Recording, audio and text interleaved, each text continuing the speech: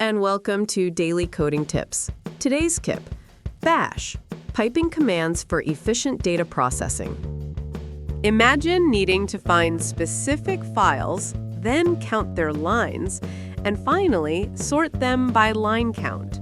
Without piping, this requires multiple commands, temporary files, and becomes complex to manage.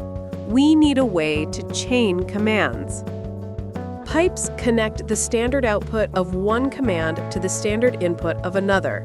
This creates a command chain where data flows seamlessly from one process to the next, eliminating temporary files and simplifying your workflow. Let's refactor the previous code using pipes. Here's the piped equivalent of the previous example. Find locates the files. Xargs passes them to wc-l, and sorts-n sorts the result numerically. Piping drastically improves code readability. Instead of multiple lines with temporary files, you have a single, clear pipeline describing the data flow. This makes your scripts easier to understand, maintain, and debug. Pipes can be significantly more efficient. They eliminate the need to write intermediate results to disk, reducing I/O operations.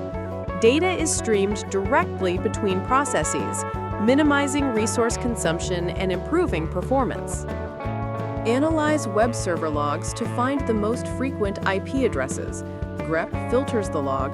awk extracts the IP. Sort groups them. Unique-c counts occurrences. And sort-nr sorts by count.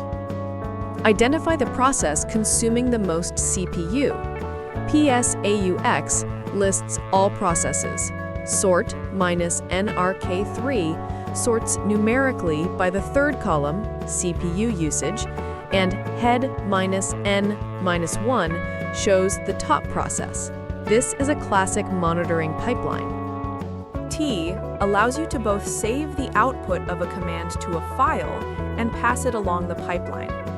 This is useful for debugging and logging intermediate results.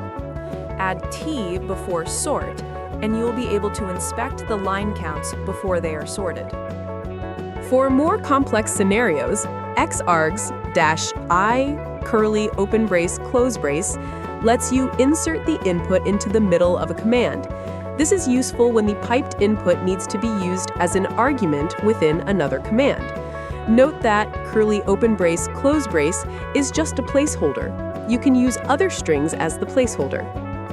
Pipes only redirect standard output, stdout, standard error, stderr, is not piped. To pipe both stdout and stderr, use 2 greater than and 1 to redirect stderr to stdout before the pipe. Thanks for watching. Subscribe for daily coding tips and hit the like button if this was helpful.